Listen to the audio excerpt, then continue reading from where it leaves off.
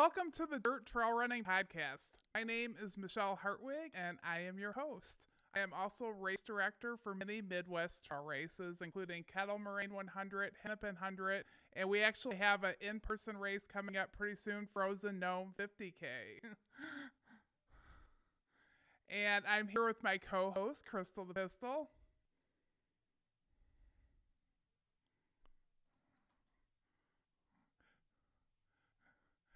I hope everything stays good. We've got permission for 100 people each day. We split it up between 2 days. We sold out in about 8 minutes, and as long as nothing changes, we should be good. So, looking forward to it. And we have a guest here that is definitely not in the Frozen Gnome territory, but we're really excited to have her. Our guest is Lindsay Phoenix. And she recently, hi Lindsay. So I want to brag on you a little bit. I'm sure a lot of people know who you are, but you recently won Jalapeno 100, and you were on the reality show The Wheel, and you're a stunt woman and model, like so many things that all of us wish that we could do. Win races, model. Okay, here, one.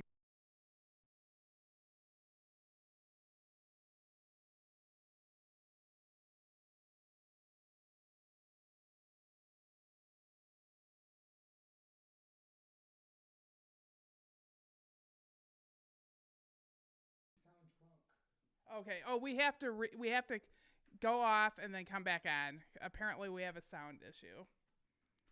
Sorry about that.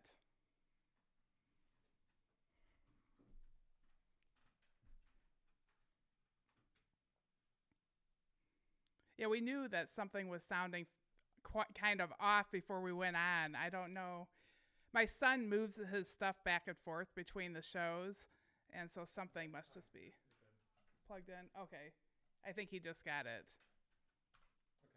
Okay, so we'll start the show over again then? So we're already live. So everybody got to see. So what it started out sounding like was I sounded drunk. That's what it does when it messes up. So that's kind of fun. And I don't really drink, so that didn't really happen. So I guess, should I start again right now when we start recording again?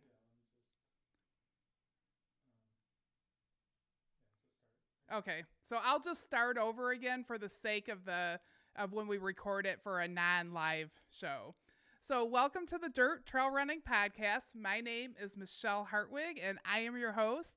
I am also race director for many Midwest trail races, including Kettle Moraine 100, Hennepin 100, and our next race is Frozen Gnome 50K, going to be in person. And I'm here with my co-host, Crystal the Pistol.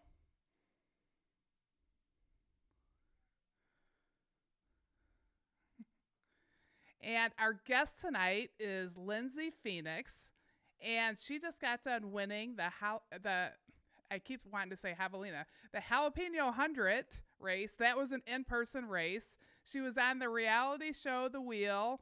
She's a stunt woman and model at SMG Model. And thank you so much for coming on the show.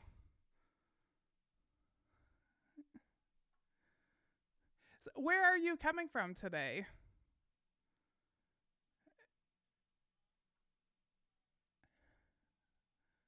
Oh, fun. Are you there for work, right? Something special coming up, or?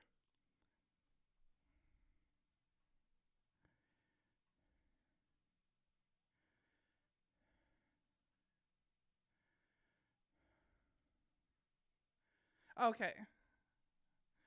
Yeah, I've watched you on social media, and I see you running up towards like the Hollywood sign, and like I went there on a trip with my son. And I'm like, hey, I remember that area. And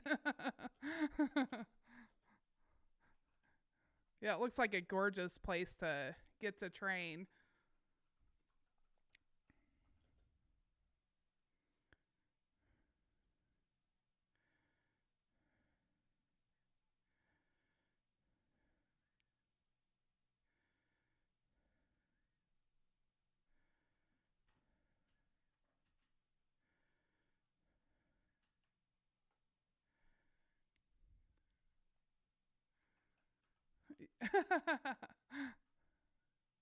Yeah, I was curious about you as a runner. Like, when did you start running? How long have you been a runner?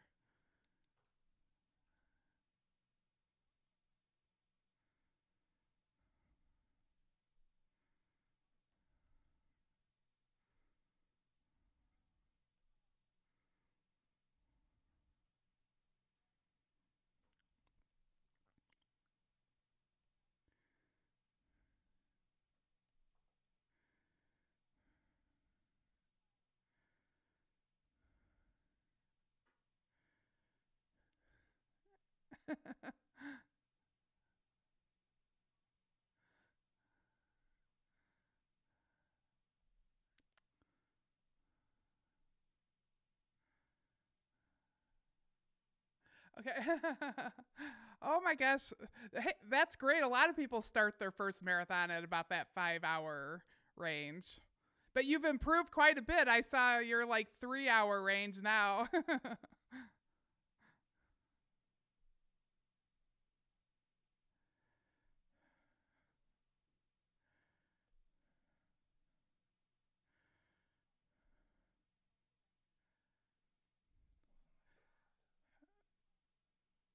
Okay, I'm sorry. We can't, we're having a sound issue again. I apologize.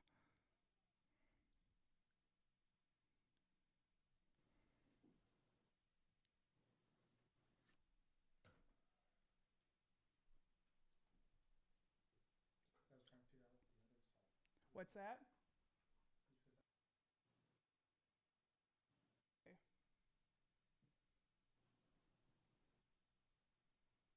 Oh, I'm so sorry. Would it be better if we just podcast without it being live?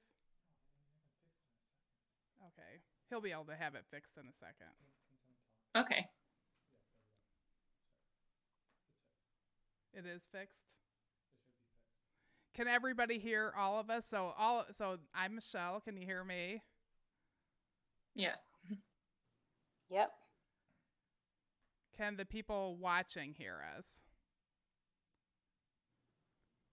Loretta, can you hear us on YouTube? Loretta. We can't hear you. Okay.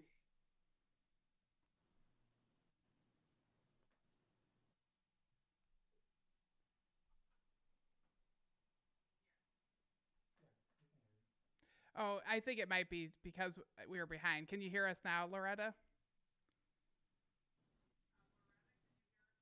Hold on just a second.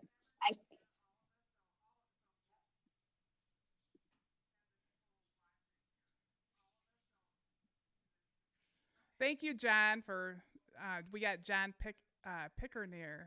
Okay. Oh, okay. And Kathy Cooper says she can hear us all. Oh my gosh, I'm so embarrassed. Thank you, everyone, for helping us. So Okay, you guys see if are gonna hear my start. I will shorten see if you it can up. hear Lindsay though. Maybe Lindsay needs to talk. Can you hear me? I can hear you. Okay, yeah, we're good. I think everybody says that they can hear us all now. Okay. Perfect. Oh, I'm so sorry to put you through this No, 3 times. This has only happened to us a couple times. I don't know, like every once in a while YouTube is a little funky on us, but all good. okay, so here we go. So welcome to the Dirt Trail Running Podcast. My name is Michelle Hartwig, and I am your host. And I am here with Crystal the Pistol tonight. Hello. Is it Groundhog Day? Hello. Yeah, so now you got to come watch our YouTube show because then you'll know why we said that. And we have a very, very special guest tonight. We got Lindsay Phoenix, and she recently won the Jalapeno 100, and she was on the reality show The Wheel. She's a model for SMG, a stunt woman, and a lot of super cool stuff that we all wish that we could do. And thank you so much for coming on the show. Thank you so much for having me, guys. I'm excited to be here. And on one of our groundhog versions, we found out where you were today. And I think that our listeners will want to know. So you want to go over that a bit? Yeah. I am from Houston, Texas, but I am currently living in Los Angeles, right on Hollywood Boulevard, right near the Capitol Records building, and I can see the Hollywood sign kind of out my front door, so pretty close. Oh, that's amazing. And you were Yeah. talking about how you train out there and running and you get better at trails. Yeah. Oh yeah, so I'm from Flatlands in Houston, and when I moved out here, I kind of had no option other than to get better at running the hills out here. And I would try to avoid it as much as I could when I moved out here, but I quickly realized that that's just not possible. So it took a lot of work, but I think I'm slowly getting better at climbing and getting those strong leg muscles that I've just never really had to have running flatland. But it's just the best place to train for it, I think. And we also wanted to go a little bit over your beginning times of being a runner. Like what age did you start? Who brought you into running? So I have run my whole life. My dad introduced me to running. He's ex-military. He just kind of always put on these little fun runs for my cousins and I, and we do like a 2 mile little loop around our local lake. Then I started doing like 5 and 10Ks. And then I played sports growing up. And then my dad, when I was 18, I just turned 18, he asked if I wanted to run a marathon. So, naive 18-year-old, I'm like, yeah, sure, I can do that, no problem. And I ran it. It was the Houston Marathon in January of 2009. And I did a 5 hour and 6 minute, really painful marathon. Up until recently, that was probably my most painful race I've ever done, just because I just didn't train for it and I had no idea what I was getting into, but I finished. And so it was super painful, but you still decided you wanted to do more stuff like that, or was it more you wanted to train? So it became, I think, like a lot of people, where you do that one marathon a year that you train for. Like I said, it was the Houston Marathon. So I think it's got like 30,000 people. It's a huge marathon. So I just made that my goal every January. And like my father, I didn't start training until about a month out from the marathon. So I was really not getting much better. I think I was getting much better at handling the pain, but I wasn't getting any faster. And then when I moved out here is actually when I started running multiple marathons. I didn't even know you could do that. I was like, wait, people run more than one marathon a year? That's crazy. So you've obviously learned how to run well. Like how did you transition into proper training and not just doing it the month before? When I moved out here, like I said, I think the year I moved out here in 2016, I ran 4 marathons and 1 ultra. It was my first ultra, the San Diego 50. And I think just having those consistent races on the schedule, it forced me to not cram train, if you will, like the 2 weeks leading up to a marathon. It kind of made me constantly be training for something. And then I also got into Ironman triathlons through my dad as well. And that kind of broke things up to where I was always training for something. So it wasn't the normal 2 week before the Houston Marathon. It became like, okay, I have to recover, I have to train better. And it just kind of became a habit. And so now it's just like clockwork. Is your dad's name John by chance? Or there's a John on No, here. but I think that's that's a really good family friend, and he's an amazing athlete that is so much faster than I am, but I'm glad he's listening. Well, he wants to hear about your Ironman, so I want to hear about your Ironman. I don't know that much about him. What was your first Ironman? It was the Ironman Texas. It's 140.6 miles of swim, bike, and run. The swim's like 2.4 miles, the bike's 112, and then the run is a full marathon.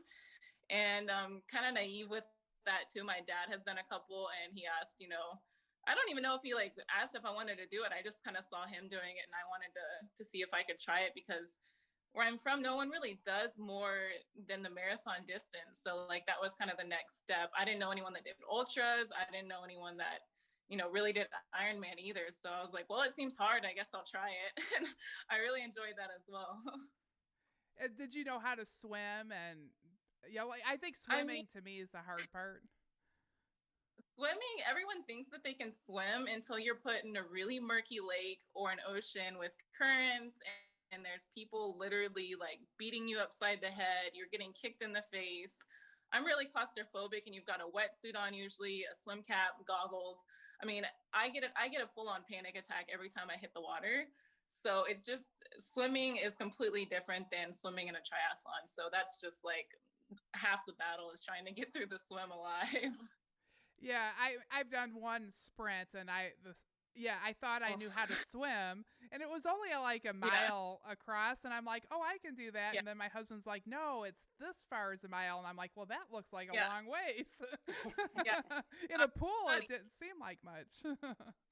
Yeah, I think a lot of people, just because the distance might not be as far as some of these crazy ultras, but it's a completely different mindset to have to switch your body and your mind from swim to bike to run.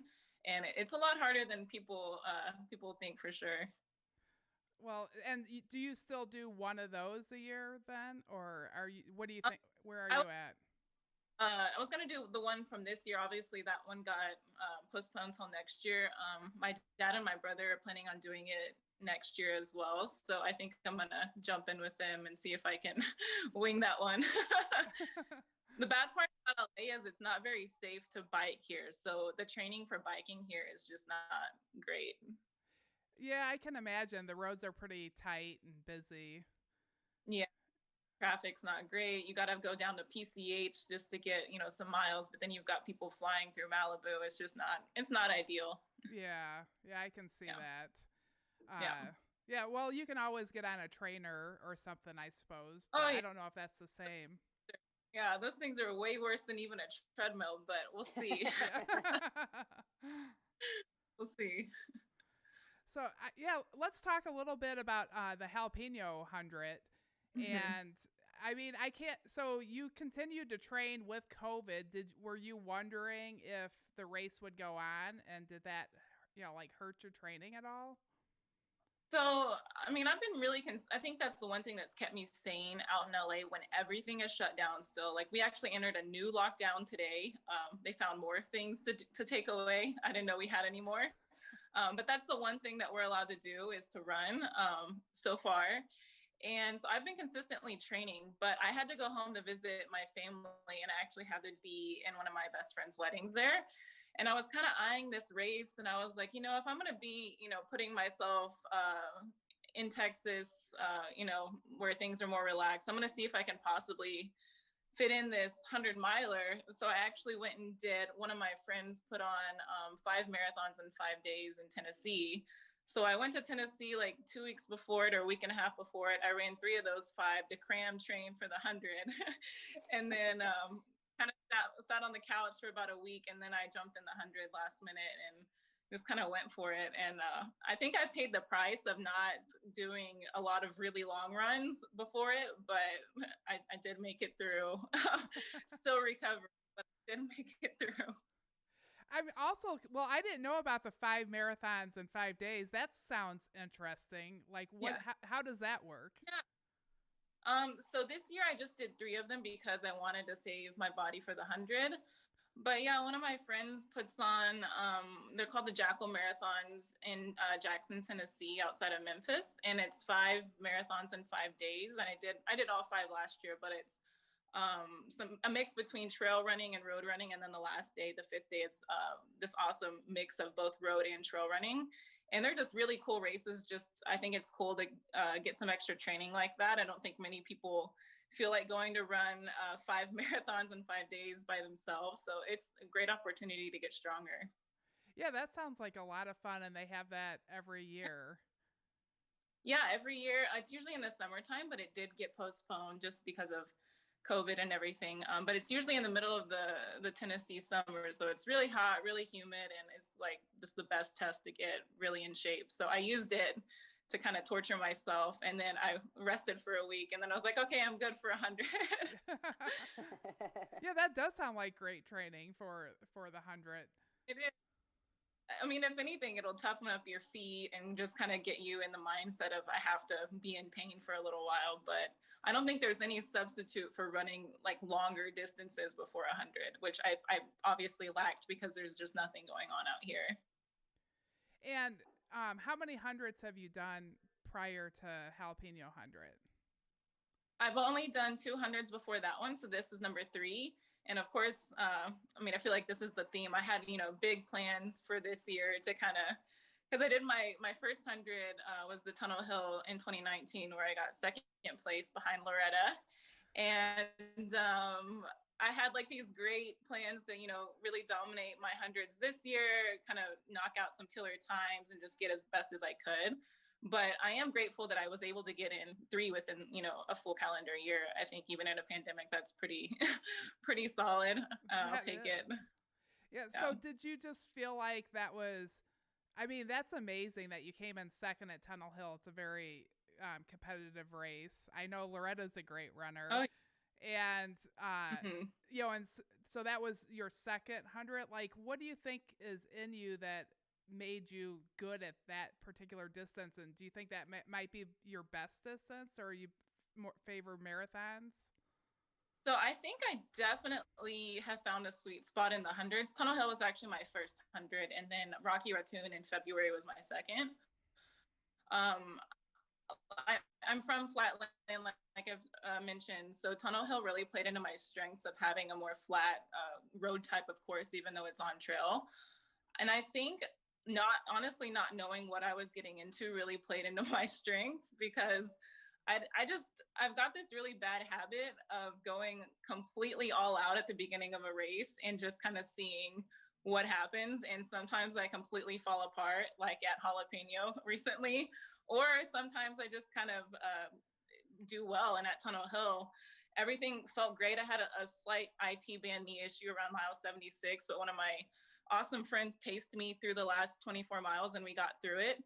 But yeah, I think just that distance is really suited well for me, to where you're not going like 6-minute miles, but you are going fast, but to where your body, I kind of like that little bit of pain that your body feels. And as long as it kind of keeps you pushing kind of hard, I like that. And I can imagine like that toughness. I mean, I saw the wheel. I haven't watched it for a while. Adam Kimball is a friend of ours, and Yeah. he was on it. So I was watching it really for Adam, but I remember you on it, and you're very, very tough. I imagine you learned something from that helps at hundreds. Yeah. I think the biggest lesson that you take away from something like a survival show or even 100-miler, which is literally about just surviving until you make it to the end, is that the pain does end. A lot of times it's not very quickly, but whether it's hunger, like on the survival show, or whether it's like foot pain, or this past race, I've never had back issues really. My back just like completely went out. I guess I'm about to turn 30, so I guess this is 30. I have no idea. But I ran like, I've always like, you know, you see these videos of like these 70-year-old people crossing finish lines like hunched over, and that was totally me. So I had to fight through that. But I think just doing anything endurance wise, whether it's survival or racing, I think the pain always ends, and that's what you have to keep in mind, and that it can always get worse too. So you really like adventure, like your personality. Yeah, I love it. I think just I was brought up that way. I'm a lot like my dad, and he has kind of instilled that in me, and my grandfather as well, which I talk a lot about in the survival show because I just lost him. He had just passed away. And I think just having that sense of adventure just instilled in me. And I've always traveled. I've always just modeled around the world. And you kind of have to, I mean, every day is a survival game. Like, you're constantly battling for the next job or trying to figure out how to get around in a country. When I was traveling full time, we didn't have cell phones. We didn't have anything like that. It was literally like get dropped off in the middle of Asia and try and figure out how to get from place to place. And I think life is kind of all of a big adventure. And I think running is just a really cool expression of that. Like, you get to do all these cool races in different places, and no two races are the same, and you're never going to perform the same. So I think it's just really cool. And so you lost your grandfather right before the wheel, correct? Yeah, kind of my inspiration to going on the survival show. I think it was just a really cool healing process for me. And then you've talked about your dad. Let's talk a little bit about your dad. Is there anything else that you want to share about him? Because you've mentioned him a lot, and we're like big Oh, yeah. family people, so like I want to know. Well, I hope he's watching, because I always talk about him, and he's kind of shy, I guess, but I think he secretly likes it. But yeah, he's ex-military. He's got me into running. That's kind of our thing now. Is every time I go home, we go out running, and I don't know if we camped a bunch as much as when I was a kid, but he's kind of like this doomsday prepper, and now we're kind of living in doomsday. So, so I feel like some of it's probably come in handy, but he's just taught me a lot of how to be resourceful. And I think that obviously plays into running, but in survival, that plays into everything. I mean, it's weird to go back to that kind of time when we were filming that show, but I mean, just getting water for yourself for the day is so taxing. So like growing up with my dad, learning how to drink out of a creek properly, or boiling water properly, or, you know, plant knowledge, things like that have really come in handy. And I think you just pick up on little things from, you know, the people in your life that stick with you. And he's taught me a lot, and my grandfather, which was his dad, taught me a lot as well. But it's just really cool to have that that bond with your family like that. Yeah, I love that. He raised a very strong woman that we can all admire. And thank you, Dad. Oh, yeah. I hope you're watching. Dad, go run. I always tell him every time I call him, I'm like, Dad, go for a run. So, well, there's so much I want to talk about. I feel like we're kind of going a little bit back and forth, but you were just talking about the wheel a little bit. Like I did watch, you know, some little clips and stuff of that to try to refresh my memory. And like, how did you know how, like I saw you catch like a piranha fish, I believe.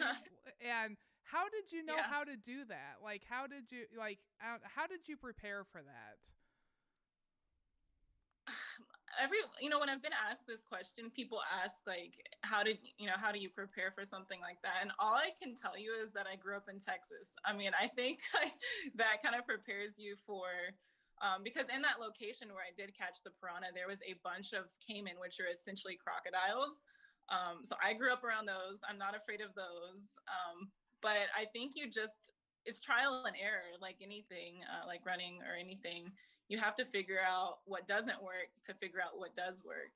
And that was a ton of that on the wheel. I mean, I feel like for everything that did work, there was about 100 things that didn't work that they didn't show because there was just not enough time. So if I could have jumped in the water and caught it with my hands, I would have, but I tried that didn't work. So just trial and error on a lot of things on the wheel. And I was like even thinking, okay, so now you've caught a piranha, so you use like some beef jerky to that. Yeah. And I was thinking I might have just ate the beef jerky. But that really crossed my mind, because in my normal life I'm a pescatarian, and they gave us a little bit of supplies to kind of play with and see what we could do. But yeah, I don't eat meat, so I'm like, I'd rather try and catch a fish. And you could literally see the piranhas jumping out of the water. So I was like, surely it can't be that hard to catch these things. So I tried the piranha. And so then how'd you cook the piranha? Like, how did you prepare that for your dinner? Yeah, you have to start a fire. And in these locations, you can see in the footage how hard it is to start a fire, but the main problem is keeping one going, because that's your first line of defense against. In that location, there's a lot of jaguar, and they basically briefed me beforehand and were just like, if the jaguars find you first, you're pretty much their meal. Like, that's kind of the rule there. So you have to keep your fire going at all times, but your fire serves as protection, and it also serves as you have to boil your water and you have to cook your fish. And I remember cutting these. I don't even really properly know how to clean a fish, but I figured it out, trial and error. So I cut open this fish, and just worms were in so many of these fish, like just full on like worms. And so you have to cook it completely through. So keeping your fire going for that is also super essential. I mean, it was just like problem after problem. So you catch the fish has worms, you have to cook it, have to keep the fire going. have to, it's just nonstop trying to figure out how to literally just survive. And then, like, how did you sleep at night knowing jaguars like are running around? Oh Like, So about the first week, I think you go from this, like if you watch the first footage of me, I'm like flinching every 5 seconds because I truly got put in the location with the most predators first. And which is good and bad, but for the first week, I think I'm just like panicking every, noise that I hear. And there's actually footage where you can see, I'm positive there's a jaguar near me because I can hear it. And I couldn't see it because it's pitch black, but it turns out in the footage that they did show, there was a jaguar very close to me hunting, not hunting me, but hunting one of the crocodiles.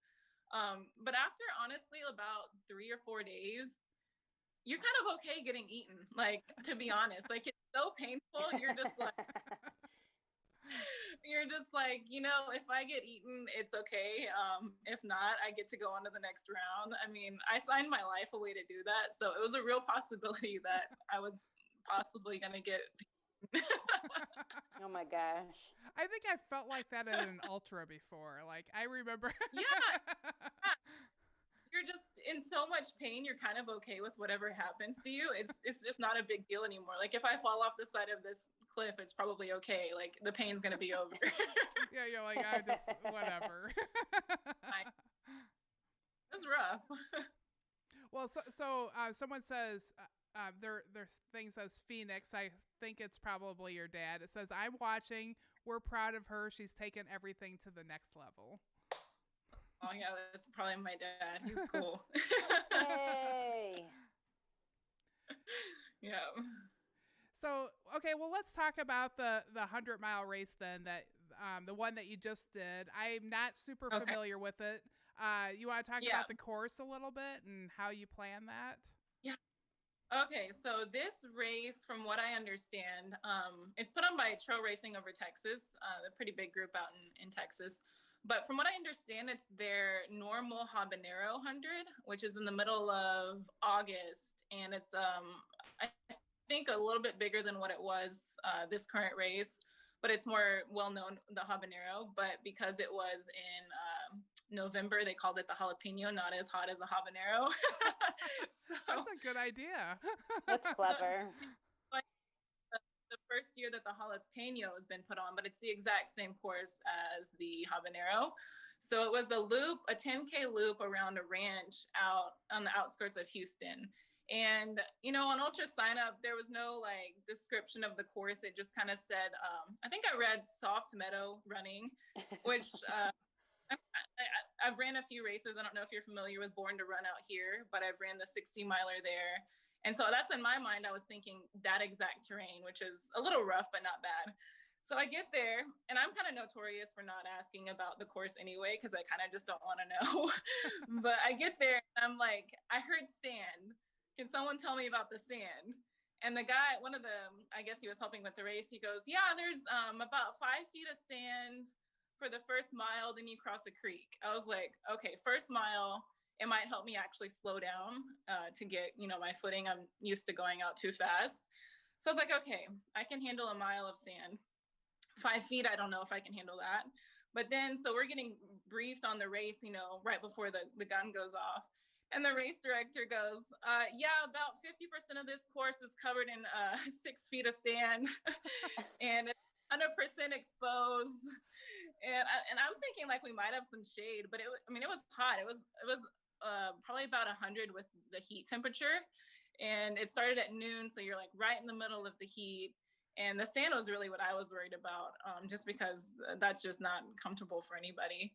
So he was right. It was at least 50% of sand. All my friends make fun of me because every time I tell this story, like the sand like grows. Like I think it's now up to like but I'm not kidding. There was sand everywhere.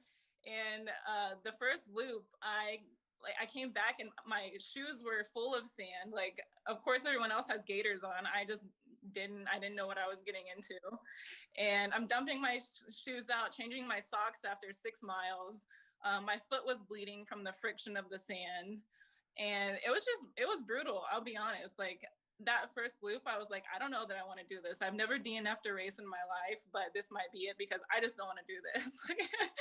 So I was like, okay, make it another loop. So it was a 6.2 mile loop every time of 16 loops. And, you know, by the time you get to that marathon point, your mind is like, okay, we're going to get through this. But I think the sand was so hard to run on and to get any speed on that I think that's kind of where my back went out. I mean, my Achilles hurt, like my ankles were twisted, you know, the whole thing trying to run in 5 feet of sand is about as comfortable as you would think it would be. It's not at all. So like your feet are literally sinking into it on every step? Yeah, absolutely. Yeah, you sink into it and you can't push off of anything. So my legs were completely trashed after 6 miles because I was trying to keep like an 8-minute pace on the sand and it was just not happening. And so immediately after that first loop, I was like, okay, I actually told my dad was crewing me. I said, okay, Dad, this isn't going to be about speed or winning. This is going to be about survival. I literally told him, I'm just going to have to survive this. And I did. And he kept me going. And I had another friend out there crewing me as well, who took over from my dad because he had to go to work. He's that cool that he crewed me most of the night. And then he went to work at like 5 a.m. So it was fun, but that sand, I have no interest in doing that course ever again. Great race, great people, but I have no interest. If I see sand anywhere, I'm staying far away. I don't even want to go to the beach. Oh my gosh, you're scarred for life. Oh my gosh, I'm still trying to recover from it. Like I've never had a recovery so brutal. Like it's just been rough. Well, you did very well on it. You can't top it. You're like, oh, I came, I won. I think I'm done with this. Thing in your head. I remember I said the same thing after Rocky Raccoon, which is tons of roots. And, you know, in hindsight, it wasn't that bad compared to the sand. But I remember thinking after that race too, I'm never doing this again. And then like a week later, I'm like, oh, I think I'd like to go back next year. And it's like, why do we do this to ourselves? Like, but I still have not had that thought about the sand. I still am perfectly fine staying away from the sand. But and then so that same course, it got really, really foggy at night, and I can't see at night to begin with, but I'm pretty new with having to run through the night. I've never really had to do that before, and it got so foggy that I had 4 lights strapped to me. Still couldn't see anything in front of me. The fog was just so thick. So that was a new challenge for me. Didn't get lost though. And I think I learned more from that race than I could have expected, which is, I guess, a huge bonus in putting yourself into situations like that. Yeah, when it gets bad, you'll just be like, well, it's not as bad as Jalapeno was. Yeah, it's not. Yeah. Was it easy to follow the course? What'd you say? Was it easy to follow the course? Oh yeah, the course was very well marked. I mean, you couldn't really go off course, I don't think. I mean, I'm sure I could have found a way to, but I didn't. I stayed on course. There was a few just like really dark spots where you had to just make sure that you were on the right spot. But for the most part, it was not hard to stay on. But so that was, I mean, I could imagine, because I've been on courses where actually in the marathons I ran before that, like the week before that, the first course, which I've helped mark before, not this year, I've ran the trails before. I was running toward, like it's a loop as well, and I was running toward people the wrong way, and everyone's just laughing at me because I can't figure out how to get through. So I'm kind of known for going the wrong way quite a bit. So it's not out of the possibility that I would get lost at a race, but I didn't. I have to work on that. So that's good. I find it really, I've got a question from John that I'll ask in a minute, but I find it really interesting that they start at noon. When they have it as the Habanero race, does that start at noon too? Yeah. Does. I don't know what the reason is, other than in the summer in Texas, the sun doesn't set until probably close to 9. I think it is also makes it harder when you're starting in the middle of the heat when in Houston, when it's probably well over 100. And I think it's just another level of torture that they like to do. That's the only reason I can think of starting a race at noon. I would never, I would never voluntarily do that. Yeah, I do think it makes it extra hard because I've done really hot races and it's very nice, like at 5 in the morning, and then before you know it, it's 100, and you're kind of used to it by then. Yeah, you've accepted it, but you've also had time to probably put down a full marathon before you get too hot.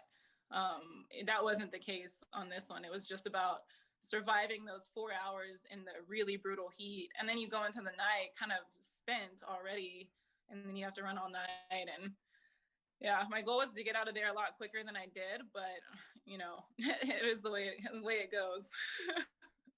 Were you in the lead all day for the race? I was, thankfully, and I had second place overall for a long time, and then once my back went out, like the last 3 or 4 loops were just at a snail's pace. Like I could not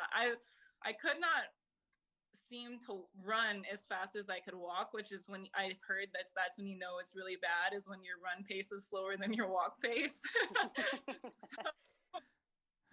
And I'm all pretty new to these 100 milers, so I'm just trying to piece the puzzles together. But my back was in so much pain, and at that point I really didn't know if it was my kidney or if it was actually my back. But all I know is that I couldn't stand up straight and that I just wanted to lay down. And this was like a course that was covered in cow poop and stickers, and me wanting to lay down in the middle of that was like a telling sign. Like I'm in pain.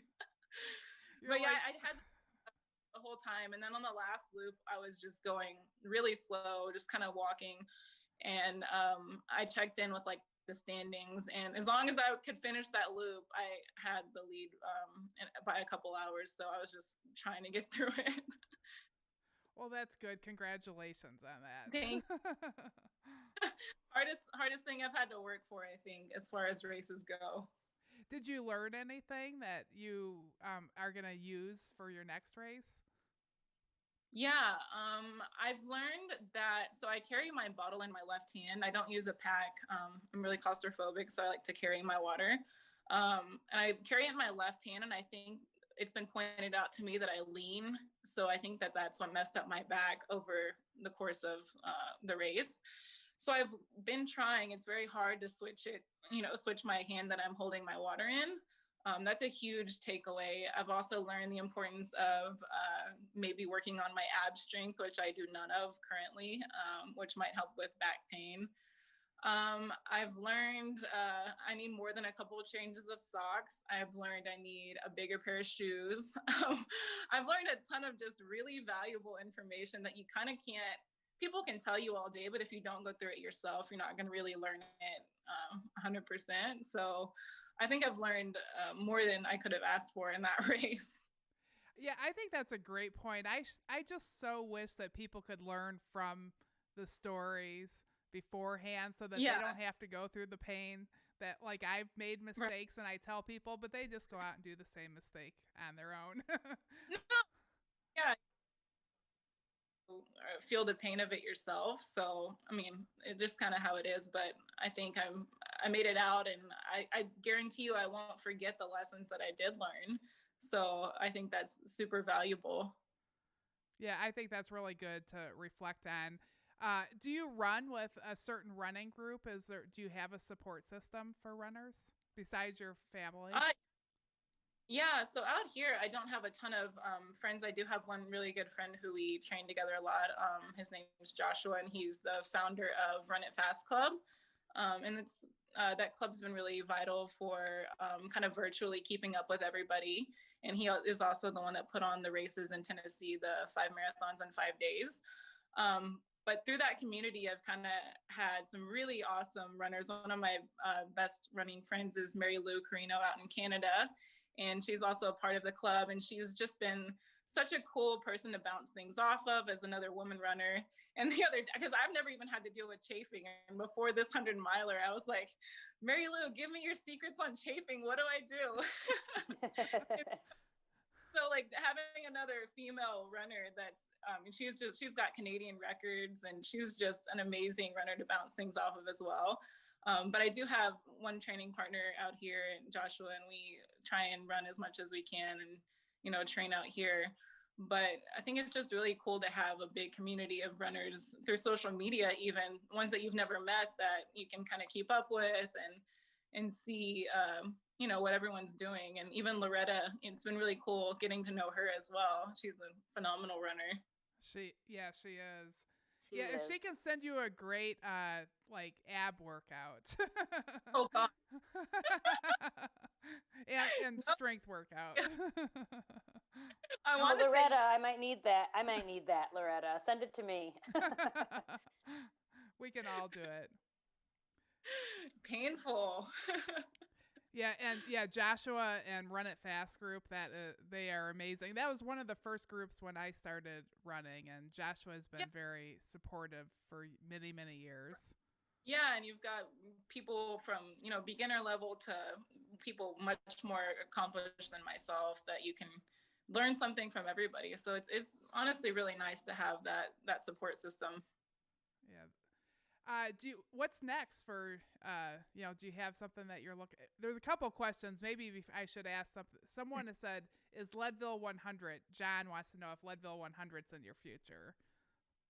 He would ask that. He's biked Leadville. I think I do want to do it, but I think I need to get a lot better I don't know how I react in altitude even. I mean, my altitude is not very high here. So I need to figure out how I react in altitude. I need to learn to climb even better. And my friends that have done it they're amazing runners, and I've heard like horror stories about Leadville. So I want to do it, but I want to knock out some things that I'm a little bit better on. I'm really eyeing Badwater. I've crewed it for Joshua last year, and I'll crew it again this coming year. And I that's kind of what I want to focus on. I'm good in the heat, and it's road. I think that's kind of the first big race I want to tackle. Leadville's on the list, but I think I want to do Western States before Leadville. I think it's a cool race, and I want to get it under my belt if I can get in it, Yeah. Right. What about Salton Sea, the Badwater Salton Sea race? I heard if you do that you have better chance. You could probably get in for like helping at Badwater already, but yeah, I know if you do some of the other Badwater races, you do have a better shot, or if you crew, which I've crewed. I would love to do Badwater Salton Sea. You've got to have a team of 2 or 3, I believe. So maybe I can jump in that this coming year or the next year. But I know there's so many races you want to do, and they all, fall in the season time. So you kind of have to pick and choose. That's also a fine line when, outside of the pandemic, of how many races can I do without getting injured and with still recovering, which is kind of hard while you're still learning. I think it's a big undertaking. Yeah, here I am going, oh, what about Salton Sea? Well, what about Hennepin 100? Right. I know the race director. I'm always down to do all these races.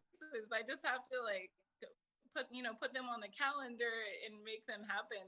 Like you said, there's so many awesome opportunities in running, and living in this part of the United States. I feel like there's so many amazing prestigious races in the West Coast of the States that I'll never get to, there's so many of them. And I want to try them all. So I'm going to have to, and I feel like I know my clock is ticking, and I'm in my prime, and I'm in the middle of COVID in my prime, but I'll get to them. I just want to be sure to be smart with it as well. Yeah, absolutely. But Hennepin would be sort of like Tunnel Hill. It would be a roadish type. It's a trail, but it no cars, and right, soft like a combination surface. What's the climbing profile on it? You only really go downhill. It's 700 feet total of elevation change. Oh, and it's actually because it's the Hennepin Canal. There's a feeder canal, so that means it has to go down so that the water can make it to the canal. So you actually go down, but you can't really tell. But you are going down. No, you can't tell.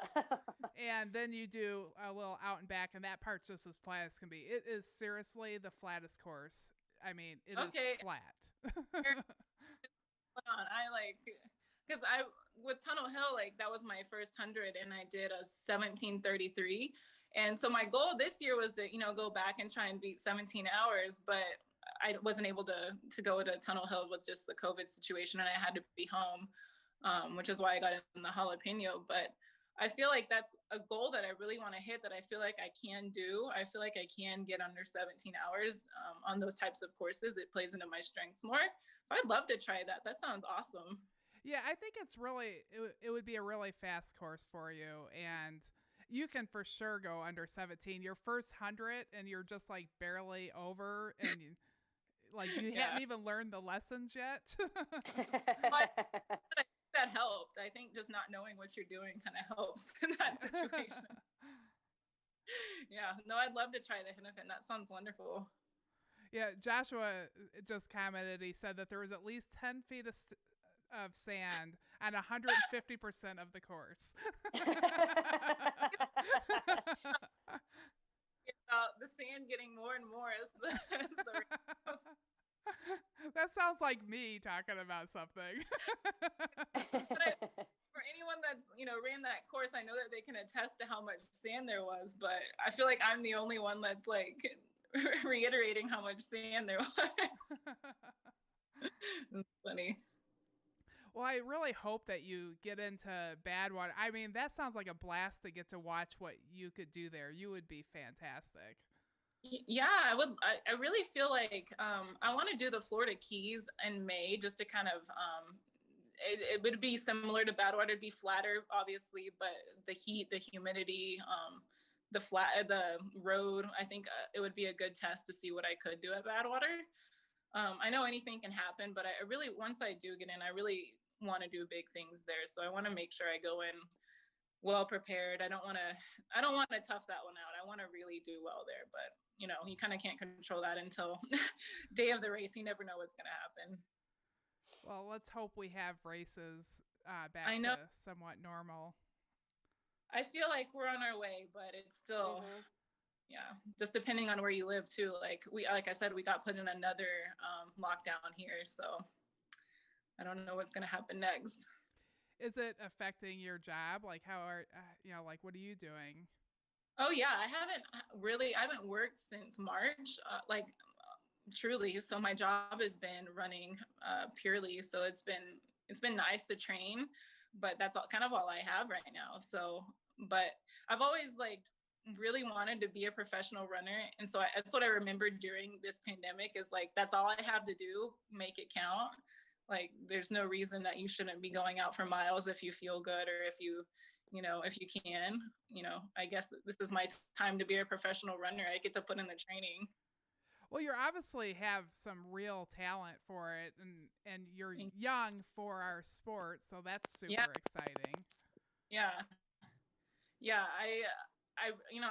I love to run, and the fact that I have luckily been gifted the genetics to do it somewhat well and have a base, I am just thrilled that I can hopefully build off of that as best as I can going forward. But you don't really know what you can do until you do it. And I kick myself all the time because I'm like, I spent so long just running 26 miles. I wish I would have gotten in the hundreds or 50s, 10 years ago. But, I guess I have to just take advantage of what I have now, and maybe it'll prolong my career even further. Yeah, if there's anything I can ever do to help support you, I'm so excited about you getting into ultras, and thank you. Just know that I don't know what we can do, but we would be happy to help support you. Oh, somehow. I'll be coming out to that flat 100. That sounds awesome. That sounds amazing. Do you work with a coach? No, actually, so my first 50 miler, Adam actually coached me for, and he coached me for a marathon or two after that as well. And so I learned a lot from him. He's an amazing runner and just an awesome person. And so he taught me a lot. And then now Josh is kind of my coach by default. He doesn't really have an option. I ask him, what do I need to do? And please help me type of situation. But I think when you surround yourself with a lot of runners that are much better than you, you kind of get the coaching that you need through friendship, which is really cool as well. Yeah, I mean, Joshua obviously knows what he's doing and has done lots and lots of races without Yeah. getting injured. Like, I'm always blown away because he's like one of those people that can do 100 every weekend, it seems like. Yeah, it's ridiculous. Yeah, and he can do them well, which is kind of insane. And then I'll text back and forth with Adam and get kind of his input on things if I have a question. And then, like I said, Mary Lou's been vital because she's another female in the sport that can answer questions that I don't have, or we both also get lost on courses, so that's been really that's cool. But I think when you have a group of just solid people around you, it's been really nice. Yeah, that's great. Well, it's Yeah. going to be a blast following your career. Are you going out to Desert Solstice by chance? I'm not. I don't really have a whole lot planned coming up. Just I keep staying with COVID, but it's one of those things like I'd rather not put myself in too many situations until we're through this, vaccine pandemic, just because of what it can do to your lungs. I want to be super diligent in protecting myself. So I'm kind of just using this time to really better myself. And I know the races will come back, that I can do safely, but I just kind of want to really be smart about it because I do have a few friends my age that are battling COVID pretty heavily. So I just want to get out of this thing safely as well. Yeah. Oh, I'm sorry to hear about your friends. And it is good that you're using this year, to your advantage to help you Yeah. with your professional goal of running, which I'm 100% sure you're going to knock that out of the park. Thank you. Yeah, I saw something on Facebook or something recently about there's something really cool about these races being canceled. Is the silver lining is you get to go run because you enjoy it, and you have to be forced with that kind of reality of like, am I doing this for competition or for recognition, and do I just enjoy running? And I honestly, like, running is just my whole life. Like I truly enjoy just being outside and really running and just being in that space. So I think through this pandemic, a lot of us have realized, even though there's no races or there's a lot fewer races, that we just truly can run and just be happy to do that. I mean, that's just a gift in itself. Like, I can easily go back to my one marathon a year and be just as happy as I am running, 20 races a year. Yeah, that's great. Was there anything else that you wanted to share with us about, what's going on in your life? Let's see. Like, do you get any, work sounds very interesting to me. I don't know what it's like to be a model. Like, Yeah, what do you do?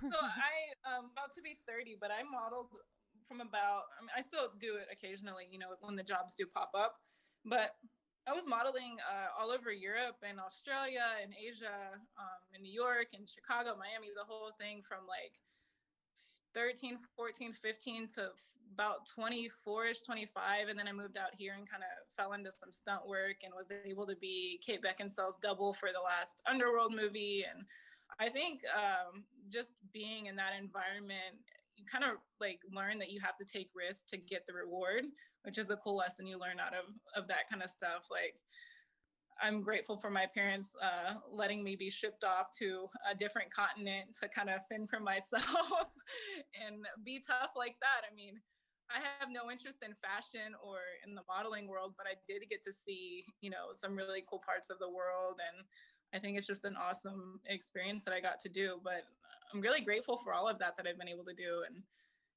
even now I try and still jump in the modeling world out here and take the jobs that come to me. Yeah, I'm just curious, and this might be a really long answer. I don't know how big of a question this is. Like, how does that start? Like, do you just see an ad and like, how did that start?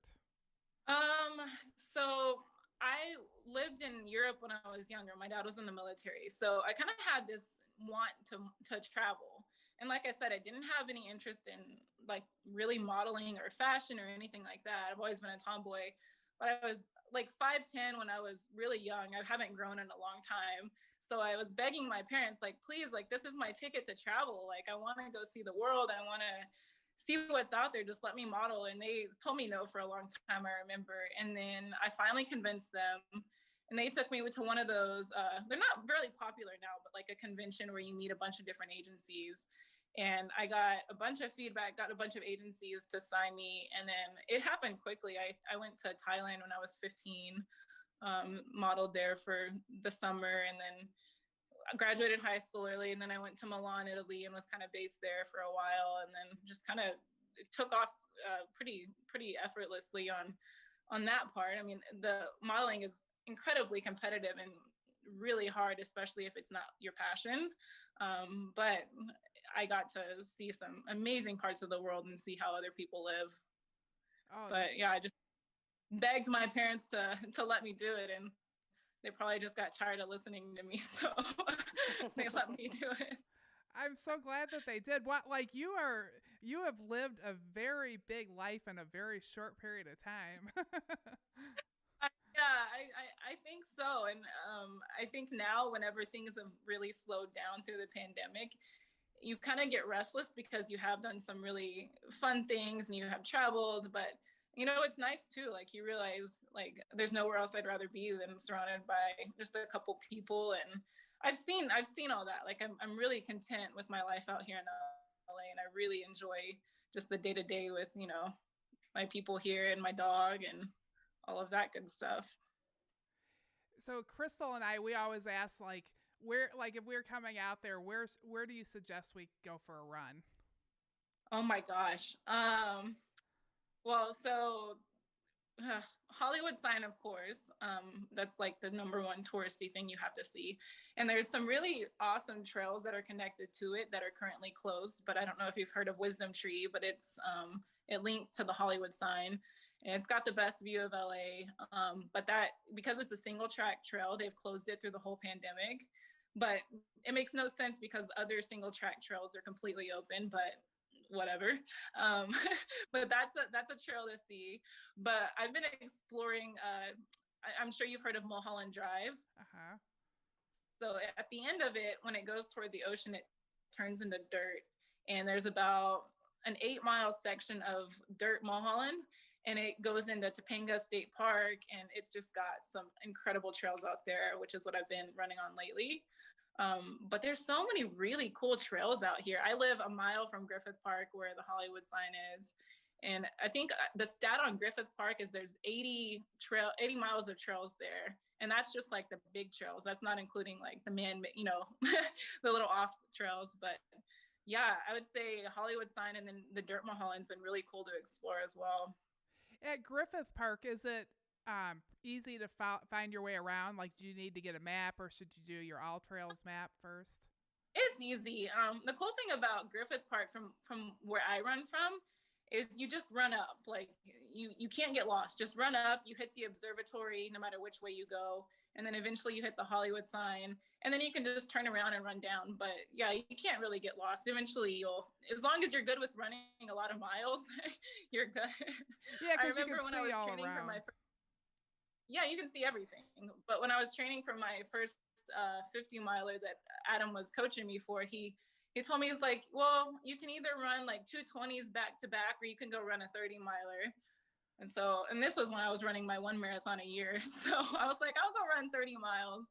And that was basically what I did. I just ran Runyon Park, and I ran through Griffith Park, and I just got lost and eventually hit 30 miles. But it's a cool way to see the city. Yeah, that sounds fun. Yeah. I can't wait for the pandemic to be over and we can go visit California again. I know. And honestly, though, through the pandemic, our trails here have been more crowded than ever. Like, I'm sure maybe where you guys are from too, like, everyone's discovered running with, Yes. you know, that's been like which is amazing. But at the same time, it's like the trails are more crowded than ever. So you kind of have to pick and choose what trails you want to go on. Yeah, I go to a trail that most people don't know about, and I won't talk about it on this show because of that reason. So smart. Because it does get pretty busy, but it is great. I mean, like, it's awesome to see people discovering trails. It really, it's really cool. I mean, you kind of can't complain when there's more people getting exercise and being healthy. So it is what it is. And what a cool place that you live in with all, like, I didn't realize there's like 80 miles of trails there. You're like right in the city, basically. Yeah, that's what shocking about LA to me is like you can be like on the trails, you know, lost through there, and then you kind of forget you're in the middle of Hollywood. Like Griffith Park is actually in the middle of Hollywood. And then, you know, I can look down and see the Capitol Records building where I live, and it's just I've never known anything like that growing up. Like it's just really cool. Like you can just see why people love to live here. Like yes, it's expensive. Yes, there's a lot of people, but it's just a really cool place to be. Like I'm really blessed. Like I don't think I would live anywhere else at this time in my life. I really enjoy the trails here and the people. It's just been really cool to live out here. And then I remember when I was there, like isn't there like one mountain lion that lives in Griffith Park? Oh yeah, he's a P22. Someone will correct me if I'm wrong, but yeah, there's one that lives in Griffith Park that has been notorious for like getting under people's houses. And then there's actually, so I went out running on the Burbank trails not that long ago, and at one of the peaks there was a ton of like super legit wildlife equipment set up, and I know that was the not track a raccoon, that was definitely the track some mountain. And then I read a story on the dirt mile trails that I've been running lately. I read a story that there was 3 mountain lions spotted on Topanga State Park, which is essentially that exact same area. So I think that they're everywhere out here, but knock on every piece of wood, I haven't had to be like that guy that fended off the the cougar. Yeah, we had him on our show. Mm-hmm. I saw it, you guys did, but I'm sure he's super grateful to get out of that one alive. Yeah, we're real grateful that he did. I tend to be a little obsessed with mountain lions, and I like to know what they're doing everywhere. Yeah. I would hate to run into one, but like, I mean, I don't want to sound like I've done it all, but when you're faced against jaguars in the middle of South America, like I kind of am curious about these Griffith Park cougars. I mean, I have to really remind myself, like, you still don't want to mess with them, even though you've seen jaguars. Well, they're like city cougars, and you saw like yeah. Like, how they be, but famous last words, right? I think it's. But I think the super... bad about them is they're not afraid of people out here. They're probably so used to people that it might be more dangerous, in fact, that they are kind of cohabitating with us. I mean, the coyotes here are out of control. Like, I'll take my dog to Griffith Park, and like a whole pack has run across us and like not even given us a look. Like they just do their own thing. And I've got a big dog, thankfully, but yeah, I know that a lot of Chihuahuas are not so lucky around here. Yeah. Well, it's really cool that the wildlife is just that strong. And I mean, it's city. I've been there. It's like the city. Yeah. Yeah, I think it's really cool too. And I'm a huge advocate for nature and keeping it the way that it is. So I am perfectly fine sharing my space with these awesome creatures. And I even like the snakes. Like I'm probably one of the only people that like genuinely loves snakes. I don't necessarily like when I cross a rattlesnake here, but growing up in Texas, like we've got like water moccasins and copperheads and coral snakes, and I'm used to kind of keeping my eyes peeled for those. So, but out here, the rattlesnakes, like they're a bit intimidating whenever you run up on one. I don't know. I'm sure you've heard of Runyon Canyon plenty, and that's even like the most popular spot in LA to go hike. And there's been a couple times where I've almost stepped on a rattlesnake at Runyon, and it's not a pleasant experience. But but I try to remember, like we're also in their land, and they deserve to be here as well. So even though you're watching for it, like they're incredible. Like the camouflage in these rattlesnakes are insane. Like it's shocking to me that something can, because in Texas we're used to the copperheads that blend into like the leaves and you really can't see them. But it's shocking to me that something can be laying on just a piece of dirt out at Runyon Canyon and you can still almost miss it. Like it's really it's really pretty freaky. But yeah, you kind of have to really look out for the rattlesnakes around here, but thankfully no major run-ins with them yet. And Crystal, you love snakes too. I saw you Oh, get excited. I do. I love Yes, I love snakes. They're awesome. I think they're so cool. They are really cool. I mean, we don't have, I don't think we have venomous ones in Illinois, but I do enjoy learning about them and all the cool colors and everything. Right. I mean, I guess it's better if they're not venomous, but the really cool ones are the venomous I know. ones. On the wheel, because they kind of gave me a rundown because my first location was so dangerous. They gave me a rundown of what was out there. And anacondas was on the list. Are they the ones that squeeze you? That's a python. These are even bigger. Like, okay. Yeah. I thought that was just a movie. Like I didn't think that was like. Thankfully, I never saw one, but yeah, they're like pythons on steroids. Yeah, they're crazy big.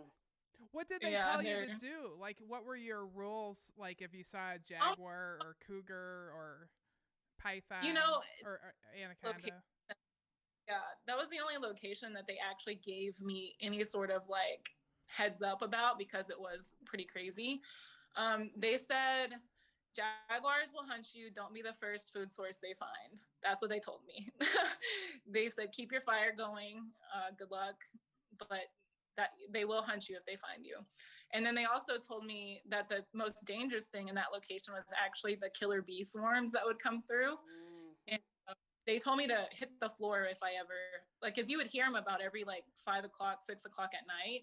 And it would, those cartoons where you would see like the big hovering cloud of bees? That's exactly what it was. And they're the Africanized colonies of bees that if one decides they want to sting, like you're dead.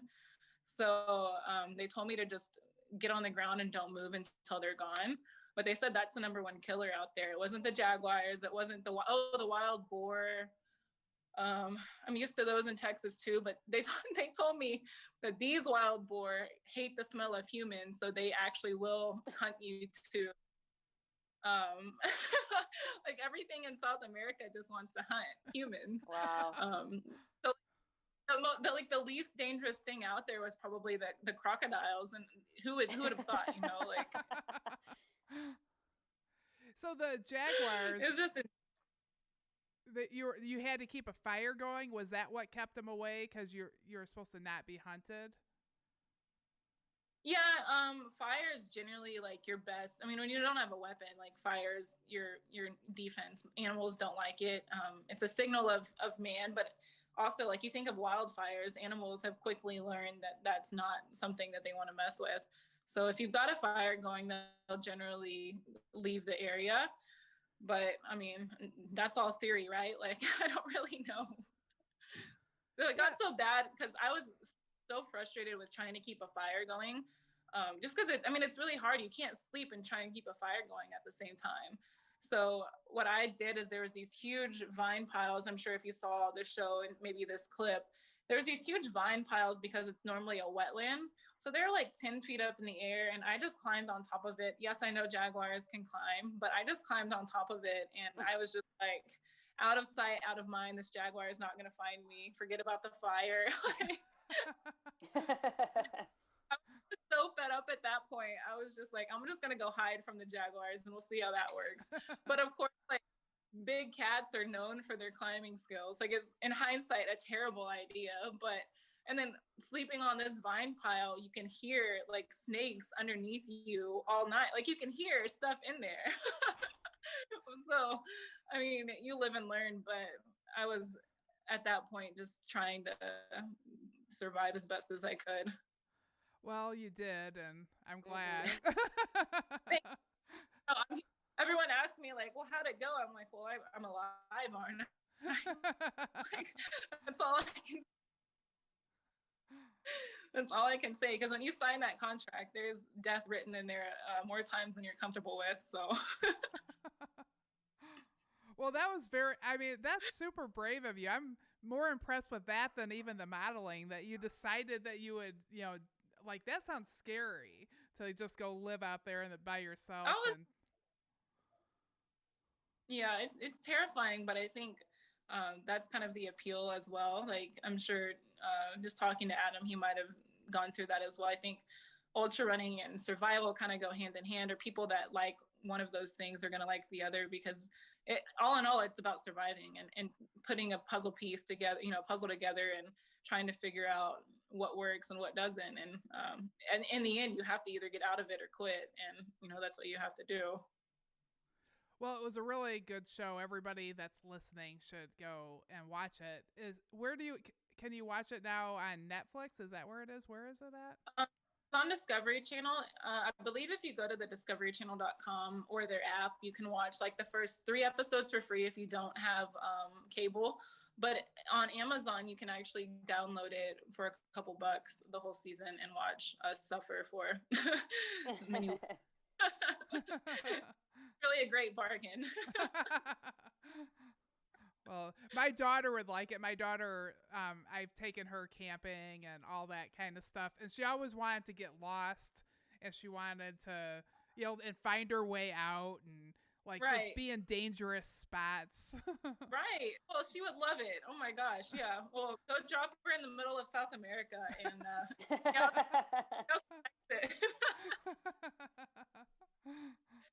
yeah, she better not be listening, or she's gonna be like, "Hey, Mom, I got an idea for our next trip." I mean, it's a great learning experience. I think everyone should have to, maybe not that extreme, but I think everyone should have to do something a little outside their comfort zone like that to kind of get, I don't know, a feel of what it feels like to be grateful. The biggest thing that I took out of that lesson was, I know how it feels to literally starve. So I don't know that many people can actually say that.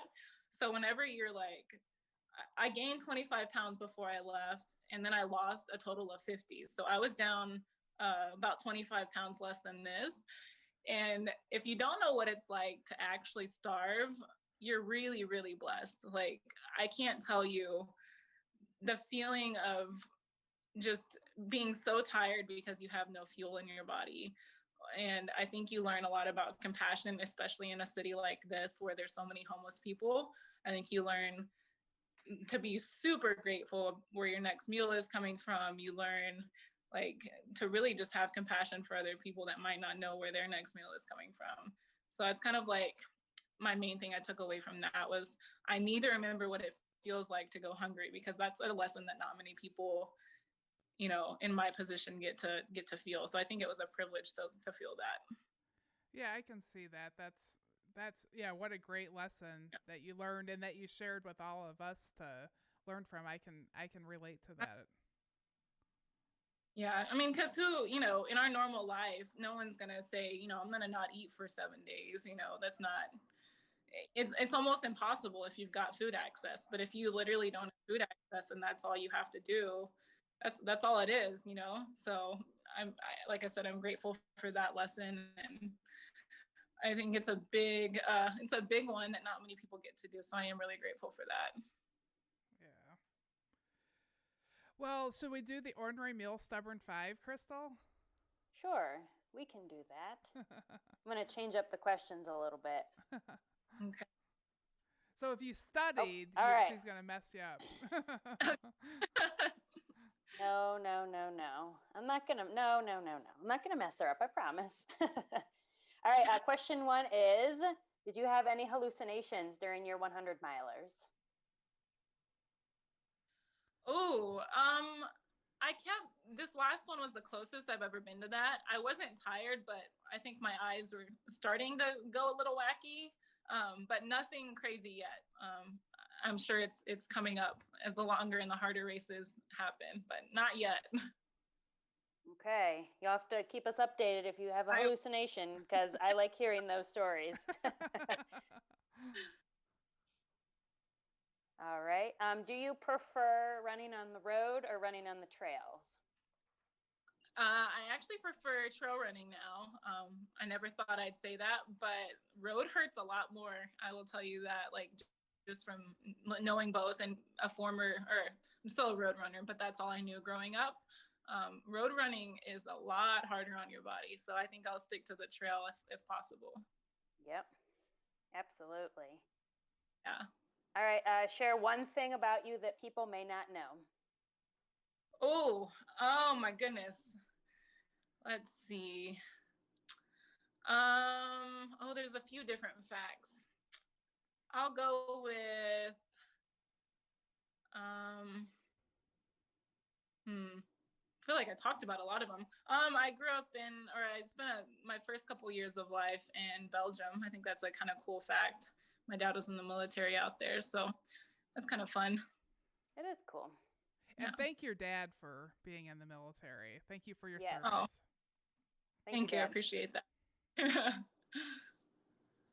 All right. I think I already know the answer to this question, but I'll ask you anyway. Who is an influence in your life? Someone you look up to?